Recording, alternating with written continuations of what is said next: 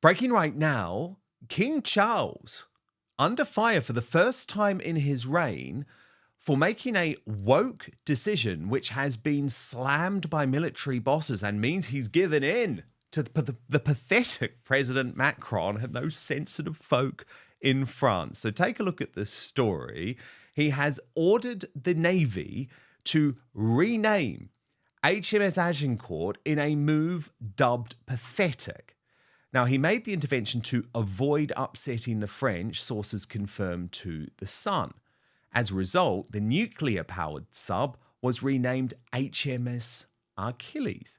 However, the proposal has been rejected as woke nonsense, and the last government refused to listen to Charles on this. However, Charles raised it with the very woke Keir Starmer after Labour came in. Now, the background to this, of course, is it was the sixth Navy vessel to be named after the outnumbered English's 1415 victory over the French. And there has been a storm of criticism, even though it's Charles who made this decision.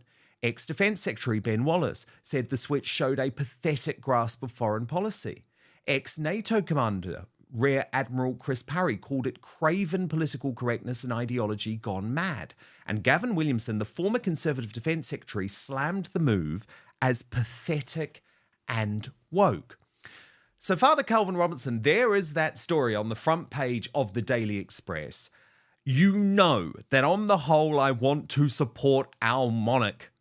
Calvin, I am a big supporter of the British royal family. I understand that Charles is going through a huge personal battle in terms of cancer at the moment.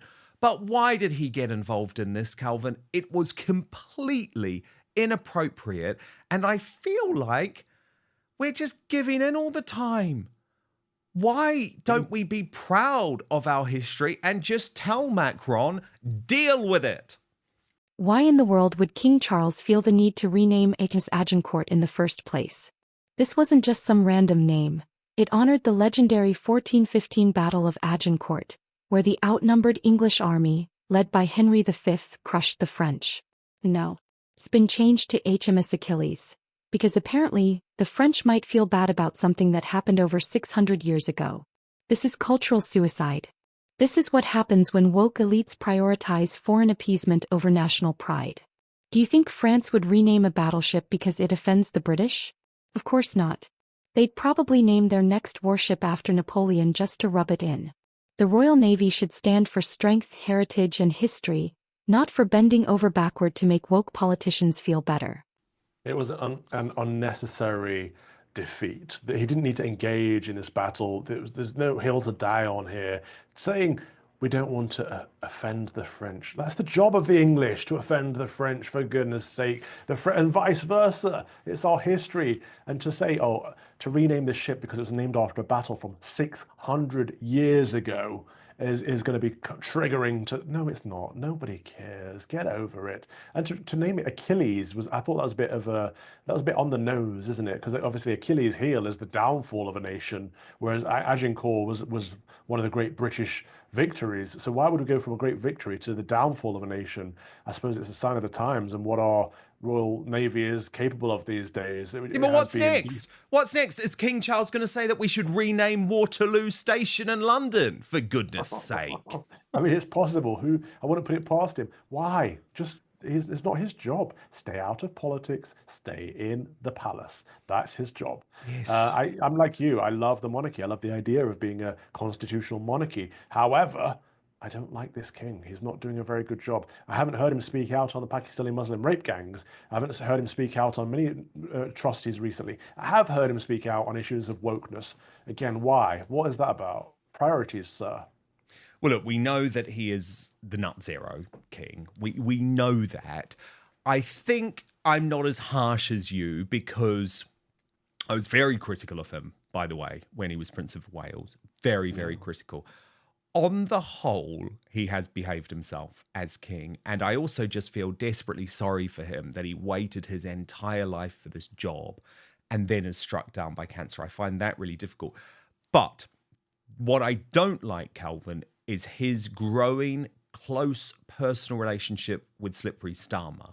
So even before Starmer became prime minister, he was invited to Windsor Castle for this big sleepover, and it was all about getting to know each other. I thought, I don't like that. I don't like it, because it was almost like Charles had had it with the Tories and thought, here's a guy who probably agrees with me in a lot of things, and I will be able to influence him. Whereas Liz Truss told Charles, no, you're not going to the COP summit. You can do something at Buckingham Palace, but you're not going. And that is really how it should work. Quite right, too. Absolutely.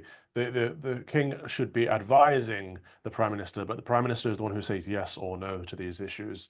And it seems that Sir Keir Starmer is not man enough to say no to the woke king wanting to rename one of our vessels to make it more woke. It's a shame, but it's kind of the epitome of where we're at with Great Britain at the moment, isn't it? They take the great out of Great Britain if they could. Will they rename HMS Waterloo because it might hurt some French bureaucrats' feelings? Ridiculous. It's not just us calling this out. Even Britain's top military figures are disgusted. Former Defense Secretary Ben Wallace called it a pathetic grasp of foreign policy. Rear Admiral Chris Perry said it was woke madness. Gavin Williamson called it weak and embarrassing. Let me tell you, when the actual military veterans who have served this nation think this is a disgrace, it's a disgrace. This is the same woke nonsense that we've seen in the US military. Lowering physical standards, enforcing diversity quotas, and prioritizing inclusivity over actual combat readiness. And what's the result? Weakness. Embarrassment. A military that's more focused on equity than on winning wars. Now this is where it gets even worse. King Charles, who is supposed to stay out of politics, has been getting cozy with Keir Starmer, the UK's left-wing prime minister. Before Starmer was even elected, he was invited to Windsor Castle for a private sleepover, because it tells us that King Charles has completely abandoned neutrality and is now aligning himself with progressive, globalist agendas. Well, that's probably going to be next. That is probably going to be next, isn't it? I mean, look, we've allowed the French to walk all over us. And I think what's so difficult is seeing what's going on where you are, the big political changes happening in the US, and then seeing decisions like this. I mean, President Trump has literally changed the name of the Gulf of Mexico to the Gulf of America. That's leadership. And we're having the French dictate the name of our nuclear submarines. Go away. Be bold. We've got to be stronger. The juxtaposition is interesting, isn't it? You're right. The patriotism, the confidence of President Donald Trump is like, that's not the Gulf of Mexico, that's the Gulf of America. He's like, I'm going to take Panama back. The canal's ours. It's like this is good. We're expanding. Whereas Britain's doing the exact opposite and in becoming introverts, saying, oh, no, we can't have it called that. We'll have to call it something more friendly to the French. What are we doing with ourselves? When are we going to regain our confidence? We were the greatest nation in the world. We had the greatest empire in the world throughout human history. What has happened to us as a people? Serious question. Serious question. Perfect point to end our discussion today, Father Calvin, because it all links, doesn't it? It's all linked up. And that's why you're not going to hear much coverage of Suella Braverman's speech in the mainstream media. But Father Calvin, so good to have you. We will talk next week. Cheers, Dan. God bless. And actually, I want to come back to Suella's speech before we go, because I'm just looking through your comments here. By the way, Meow Moog messaged to say, just wish Dan read comments, etc. Makes me wonder if it's pre-recorded. Meow Moog. No, it's not. We're very much live. I try and keep across as many of your comments as possible while we're on air. And I'll always look afterwards, of course, as well. But no, we are live, and you now get to vote for the Greatest Britain Union Jackass every day while we are live. So a couple of comments that I have been looking at from you throughout the show on this Suella Braverman speech. Simple Jack, although I don't think he's simple given how smart this comment is. I'm really surprised how the citizens of the UK have not completely revolted by now. It really looks like things are hanging by a thread and they aren't even hiding their intentions. But Pauline Nicol on the other side, she says, sorry, but I can't take Suella seriously. Her party was in power for 14 years. This all started and accelerated under her government. Let's not forget that. And Pauline, look, I haven't forgotten that. I absolutely haven't forgotten that. obviously, the trust I had in the Conservative Party is long gone. There are a few gems. And Suella is one of those gems, because remember, she did actually put her money where her mouth was and resign. And let's not forget, Liz Truss told Charles no when he tried to interfere with politics. She stopped him from attending a climate summit, telling him to stay in his lane. But now with Starmer in charge, King Charles finally has a prime minister who will let him push his woke nonsense unchecked. This is exactly why monarchs should stay out of politics. The more they meddle, the more they risk losing public support. And right now, Charles is playing a very dangerous game. And this, folks, is where we see the stark difference between weak globalist leadership and strong nationalist leadership. King Charles is renaming submarines to appease France, but President Trump? He renamed the Gulf of Mexico to the Gulf of America. That's confidence. That's leadership. That's how a real leader puts his country first. Meanwhile, Britain's elites are too busy apologizing for their history while Trump is reclaiming national identity with boldness. And look, I want her to join Reform UK. Let me just be totally honest about it.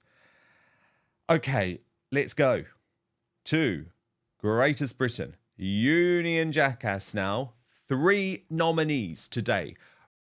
Rachel from Accounts, nominated by Deborah because she doesn't have a clue how to manage the economy. I have better knowledge with my A-level economics from 1980.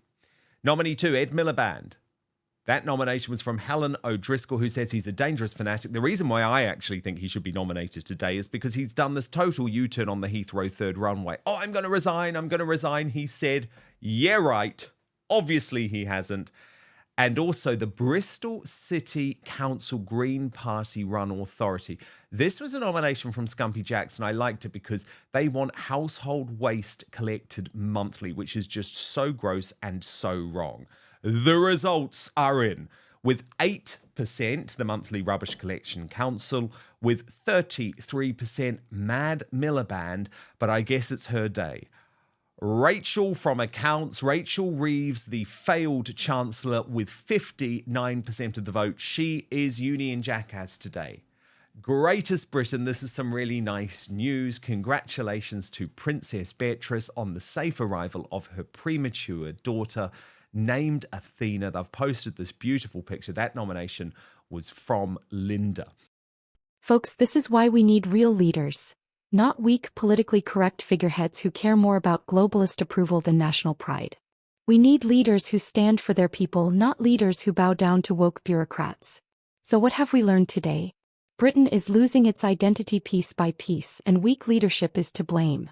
Renaming warships to avoid offending people is not leadership. It's cowardice. King Charles needs to step up or step back. His job is to protect Britain's history, culture, and values, not erase them for the sake of appeasement.